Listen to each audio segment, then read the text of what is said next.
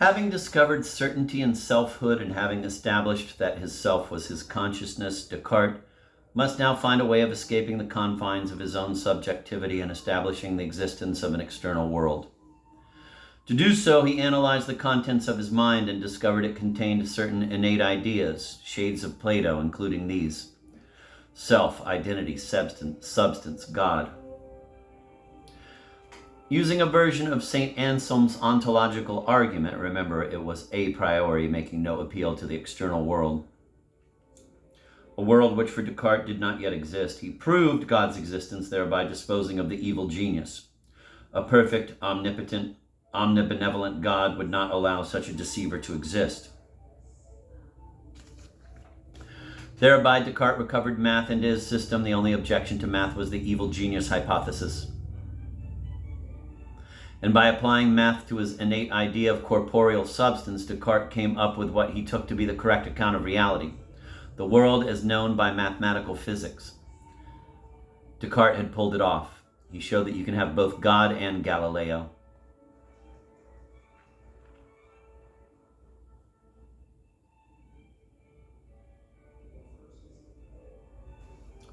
However, Descartes did leave himself with a few problems. First of all, he had replaced the common sense view of the relation between self and world, what philosophers call naive realism.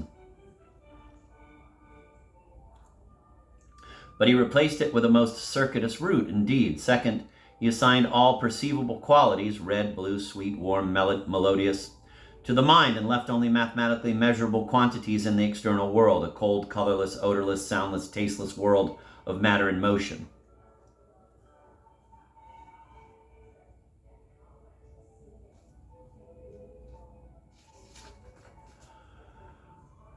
Substance is defined as an existent thing which requires nothing but itself in order to exist.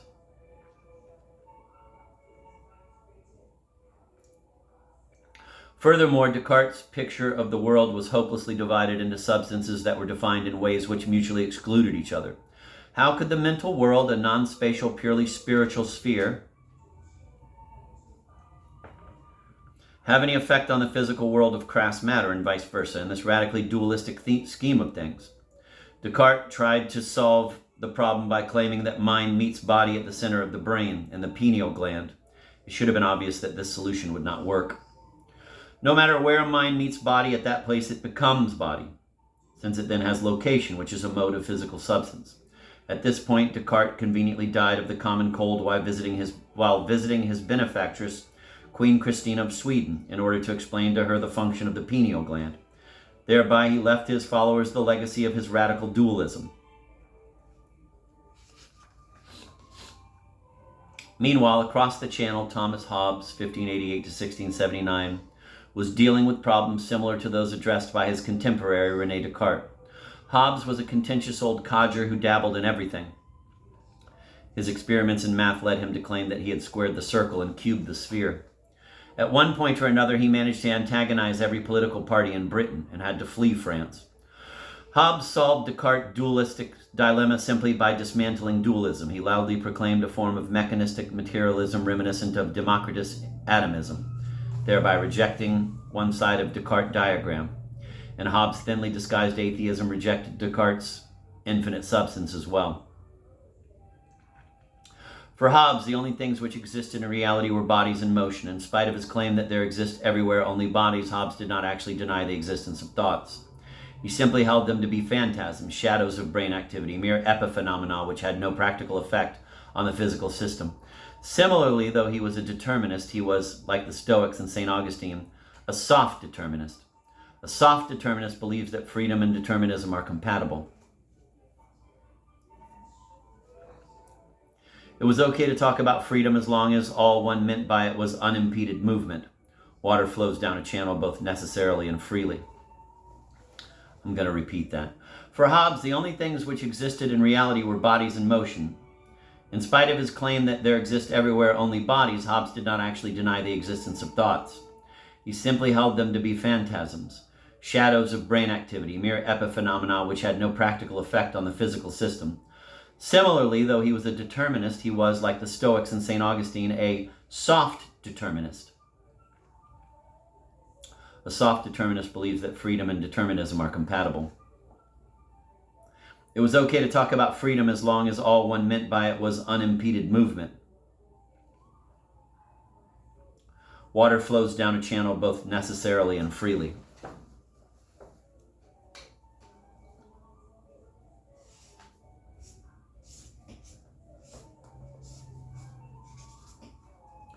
Hobbes' psychology is very pessimistic.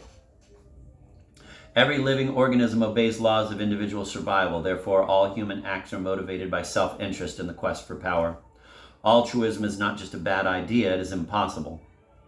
Far from being immoral, egoism is the only show in town. Quote, of the voluntary acts of every man, the object is some good to himself, end of quote. Let me repeat that. Hobbes' psychology is very pessimistic. Every living organism obeys laws of individual survival. Therefore, all human acts are motivated by self-interest in the quest for power. Altruism is not just a bad idea, it is impossible. Far from being immoral, egoism is the only show in town. Of the voluntary acts of every man, the object is some good to himself. I saved her because it was my moral duty and because it is God's law. And because I want to be on the nightly news and because I want my boss to think I'm a hero.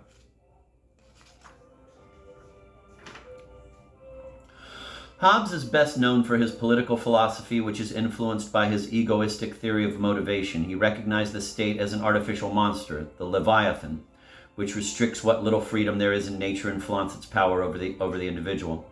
But Hobbes justified the existence of the political state by contrasting it to the notorious state of nature, dominated by scarcity and fear, where every man is enemy to every man and where life is solitary, poor, nasty, brutish, and short. In the state of nature, there is no law, no morality, no property, and only one natural right, the right to protect oneself using any means at one's disposal, including violence and slaughter. If two people are on a desert island and there isn't an abundance of coconuts to eat, then neither dares turn his back nor sleep lest the other bash him with a rock in order to get all the coconuts for himself. However, if both are rational, they will realize that the most likely way of surviving is to agree with each other, to forswear violence and share the coconuts. The trouble is, given the selfish nature which Hobbes attributes to all of us, there is no reason at all for either party to keep the agreement if they can figure a way to break it with impunity. So there's every reason for them to distrust each other. In spite of their agreement, neither dares yet to sleep a wink.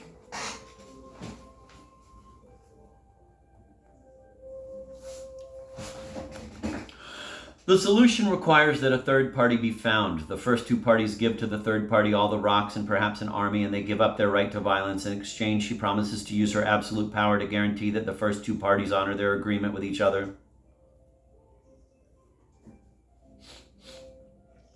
She may be either a monarch or a parliament. In either case, she is the source of all authority. This is Hobbes' famous social contract. He realized that there is nothing to prevent the new sovereign from abusing her power. Indeed, given her egoistic nature and innate lust for power, it is almost inevitable that she would do so. But he believed that the state, even with its necessary abuse of power, was better than the alternative, the horrors of anarchy in the state of nature. It should be mentioned that typically Hobbes' political theory managed to please no one in Britain. The parliamentarians didn't like it because of its absolutist implications. The king didn't like it because of its denial of the divine right of monarchs.